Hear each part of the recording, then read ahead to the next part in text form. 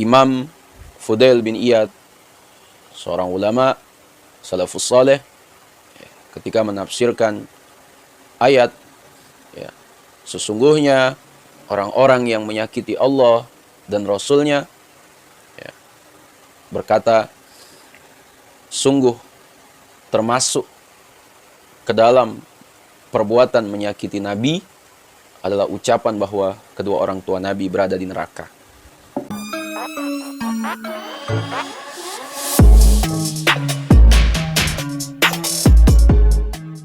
Bismillahirrahmanirrahim. Alhamdulillahilladzi an'amana bi ni'matil imani wal islam wa nusalli wa nusallimu ala khairil anam sayyidina Muhammad wa ala alihi wa sahbihi ajmain, amma ba'du. Azabiku semua, fatwa Syekh Asy-Shinqiti, ulama rujukan Wahabi, bahwa orang tua Nabi Muhammad SAW adalah ahli surga. Itu sumber kitab Majelis Ilmu bersama Syekh Muhammad Al-Amin Asy-Shinqiti, halaman 40. Penulis Ahmad bin Muhammad Al-Amin bin Ahmad Asy-Shinqiti. Perlu diketahui oleh jamaah Wahabi Indonesia, adalah halaqah ilmu beliau di Masjid Madinah Nabawi, satu-satunya majelis yang ada di sana. Karena kalau dimulai majelis ilmu beliau, hampir semua majelis yang ada ikut bergabung mengambil faedah. Syekh Asy-Shinqiti mengatakan bahwa orang tua Nabi ahli surga karena mereka termasuk ahli fatrah. Lalu beliau menjelaskan hukum-hukum yang terkait dengan ahli fatrah. Suatu hari Syekh Asy-Shinqiti diundang ke rumah Syekh Abdullah Az-Zahim. Ketika sampai, beliau disambut hangat oleh Syekh Abdullah, dan Syekh Asy-Shinqiti dipersilakan duduk di sebelahnya. Di majelis itu hadir juga para hadirin dari kalangan ahli ilmu. Masing-masing mereka membawa kitab pegangan. Setelah selesai salam-salaman, Syekh Abdullah memperlihatkan kepada Syekh Asy-Shinqiti buku syarah Imam Nawawi tentang hadis, sesungguhnya bapakku dan bapak kamu masuk neraka. Syekh Asy-Shinqiti berkata, saya sudah tahu hadis ini.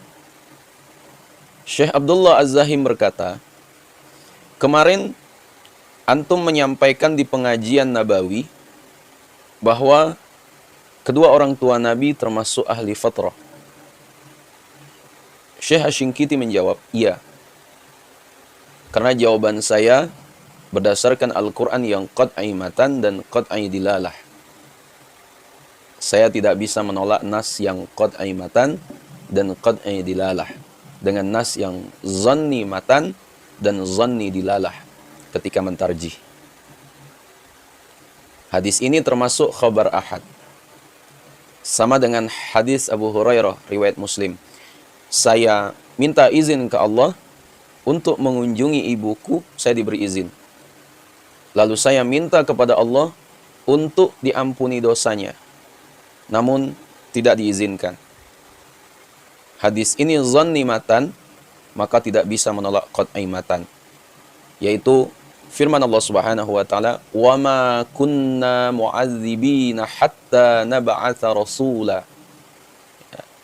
Dan kami tidak akan mengazab sebelum kami mengutus seorang rasul. Jelas sekali ayat ini qat'i matan dan qat'i dilalah. Berbeda dengan hadis in abi wa aba ka finnari. Hadis ini zanni matan dan zanni dilalah. Ada kemungkinan abi maknanya paman Nabi, Abu Thalib. Karena orang Arab kadang-kadang memanggil paman dengan al-abu. Ya, bisa kita temukan pemakaian ini di dalam Al-Quran. Yang pertama, qat'i matan dan qat'i dilalah. Al-Baqarah ayat 133. Qalu na'budu ilahaka wa ilaha abaika Ibrahim wa Ismaila wa Ishaqa ilaha wahidan wa nahnu lahu muslimun. Mereka menjawab, kami akan menyembah Tuhanmu dan Tuhan nenek moyangmu Ibrahim, Ismail, dan Ishak, yaitu Tuhan yang Maha Esa, dan kami hanya tunduk patuh kepadanya. Nabi Ismail adalah pamannya Nabi Yakub. Clear. Yakub bin Ishak bin Ibrahim. Kedua, qat'imatan dan zanni dilalah. Al-An'am ayat 84 sampai 86. Wa wahabna lahu Ishaqa wa Yaquba kullan hadaina wa Nuhan hadaina min qablu wa min dzurriyyatihi Dauda wa Sulaimana wa Ayyuba wa Yusufa wa Musa wa Haruna wa kadzalika najzil muhsinin. Wa Zakaria wa Yahya wa Isa wa Ilyasa kullun minas salihin. Wa Ismaila wal Yasa'a wa Yunusa wa Lutan wa kullan faddalna 'alal 'alamin. Dan kami telah menganugerahkan Ishak dan Yakub kepadanya. Kepada keduanya masing-masing telah kami berikan petunjuk, dan kepada Nuh sebelum itu juga telah kami beri petunjuk. Dan kepada sebagian dari keturunannya Nuh, yaitu Daud, Sulaiman, Ayub, Yusuf, Musa, dan Harun. Demikianlah kami memberi balasan kepada orang-orang yang berbuat baik. Dan Zakaria, Yahya, Isa, dan Ilyas, semuanya termasuk orang-orang yang soleh. Dan Ismail, Ilyasa, Yunus, dan Lut, masing-masingnya kami lebihkan derajatnya di atas umat di masanya. Secara nas Al-Quran, Ibrahim merupakan ayah bagi Lut. Padahal berdasarkan hadis, beliau merupakan pamannya. Karena itu, kasus Arab Badu yang bertanya, "Di mana ayahku?" Rasulullah menjawab, "Ayahmu masuk neraka." Beliau berpaling, mau pulang dalam keadaan sedih. Rasulullah menyuruh sahabat memanggilnya. Ketika datang, beliau berkata, "Sesungguhnya bapakku dan bapak kamu masuk neraka." Maka yang dimaksud dengan abi di hadis adalah paman Nabi Abu Thalib. Kemudian Syekh Asy-Syinkiti berkata, kejelasan dalam masalah ini, kedua orang tua Nabi Muhammad SAW termasuk ahli fatrah. Definisi ahli fatrah, kaum yang tidak mendapatkan peringatan sebelumnya juga tidak mendapatkan risalah kenabian setelahnya. Dalam konteks ini, ayah Nabi Abdullah meninggal ketika Rasulullah SAW dalam kandungan, sementara ibu Rasulullah SAW wafat ketika beliau berumur 6 tahun. Sepakat ulama syirah. Kalau begitu, kedua-duanya termasuk ahli fatrah. Di antara jamaah yang hadir ada yang berkata, orang Arab ketika itu mengikuti agama Ismail. Berarti mereka sudah ada yang memberi peringatan. Asabi semua. Syekh Asy-Syinkiti berkata, Anda yakin dengan apa yang Anda ucapkan? Jamaah, ya, saya yakin. Asabi semua. Syekh Asy-Syinkiti berkata, bagaimana pendapatmu surah Yasin ayat 6?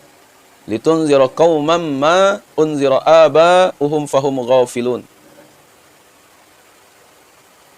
Agar kamu memberi peringatan kepada kaum yang bapak-bapak mereka belum pernah diberi peringatan.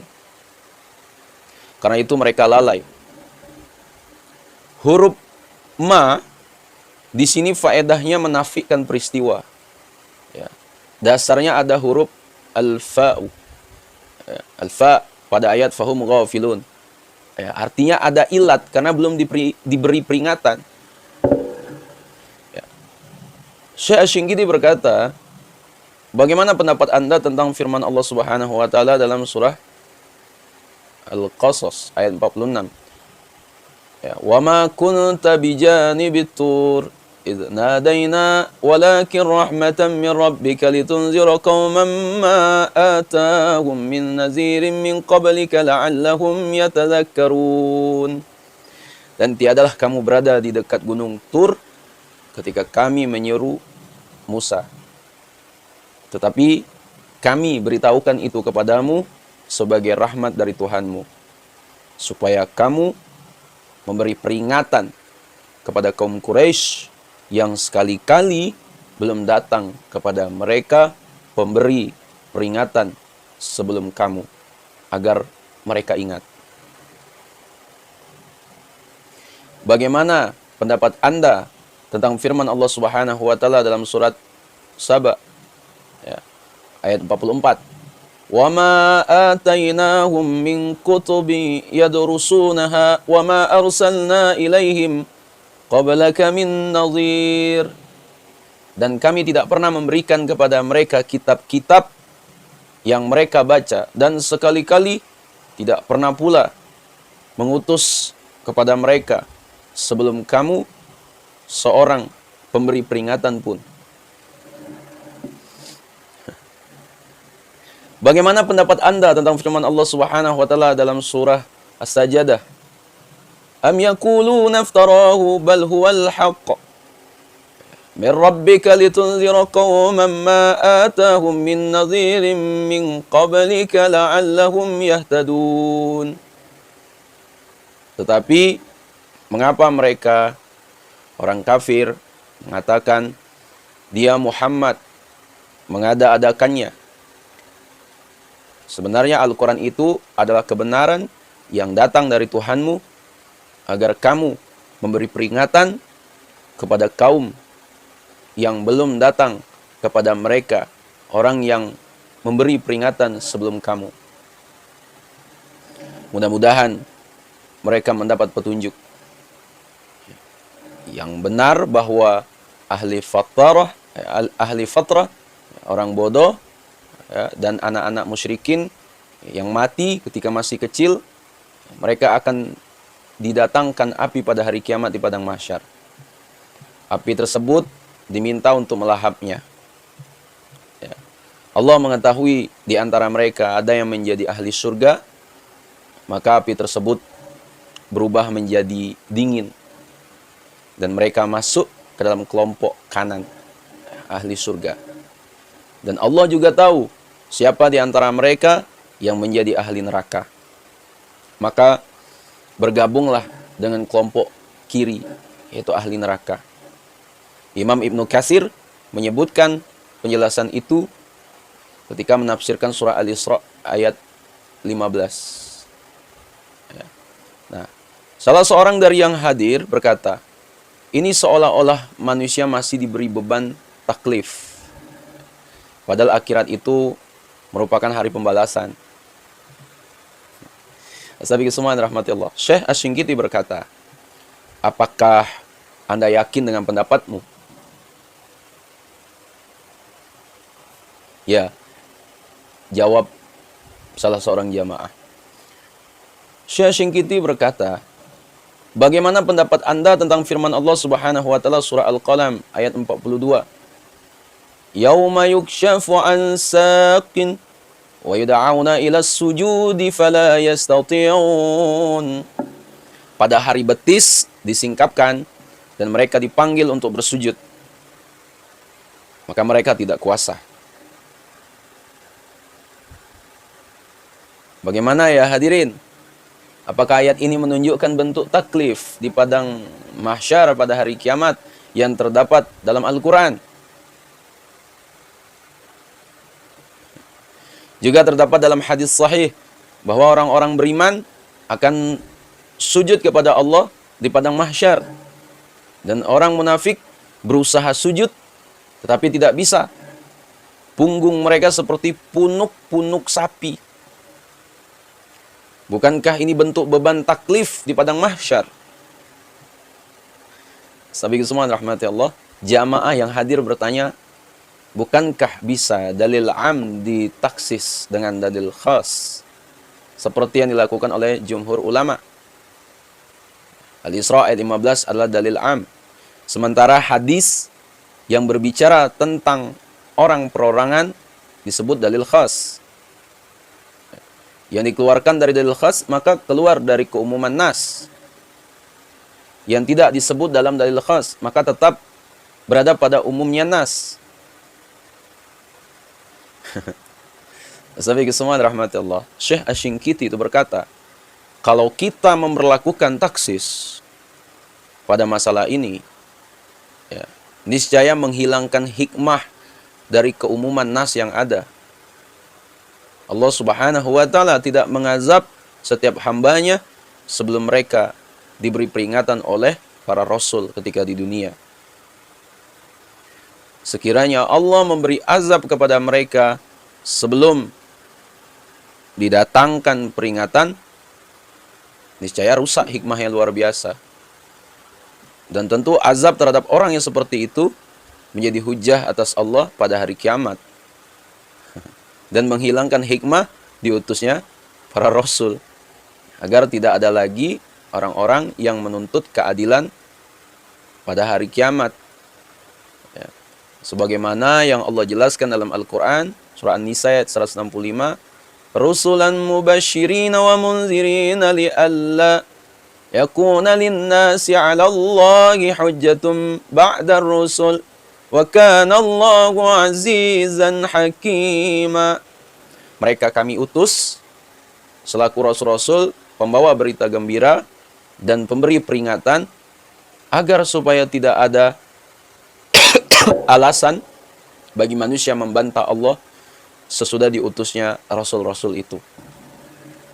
Dan adalah Allah Maha Perkasa lagi Maha Bijaksana. Kemudian surat Thaha ayat 134. Walau anna ahlaknahum bi'azabin min qablihi laqalu rabbana law la arsalta ilayna rasulan fanattabi'a ayatika min qabli an nazilla wa nakhza. Dan sekiranya kami binasakan mereka dengan suatu azab sebelum Al-Quran itu diturunkan, tentulah mereka berkata, ya Tuhan kami, mengapa tidak engkau utus seorang rasul kepada kami, lalu kami mengikuti ayat-ayat engkau sebelum kami menjadi hina dan rendah. Dan surah Al-Qasas ayat 47. Walaula an tusibahum musibatun bima qaddamat aydihim fayaqulu rabbana laula arsalta ilayna rasulan fanattabi'a ayatik wa nakuna minal mu'minin. Dan agar mereka tidak mengatakan ketika azab menimpa mereka disebabkan apa yang mereka kerjakan, ya Tuhan kami, mengapa engkau tidak mengutus seorang rasul kepada kami, lalu kami mengikuti ayat-ayat engkau, dan jadilah kami termasuk orang-orang mukmin. Maka jelaslah dari dalil-dalil yang ada menguatkan uzur bahwa orang tua Nabi termasuk ahli fatrah, bahwa ahli fatrah akan diuji pada hari kiamat di padang mahsyar. Kita tidak tahu siapa di antara mereka yang selamat dari ujian nanti, kecuali Allah semata. Hasbunallahu wa ni'mal wakil. Sahabat semua. Kemudian Syekh Abdullah Az-Zahim berkata kepada semua yang hadir, nasihatku kepada kalian untuk tidak berbicara masalah ini lagi di dalam majelis yang ada laki-laki ini. Yaitu Syekh Al-Amin Asy-Syinkiti. Beliau dibekali Allah senjata hujah yang dahsyat dari ayat-ayat Allah. Seolah-olah terbentang di depan matanya semua hujah. Bahkan jangan berharap hujah para penentangnya mengeluarkan beliau dari agama. Hanya kepada Allah kita memohon keampunan dan keselamatan. Nazabi semua yang rahmati Allah Subhanahu wa taala.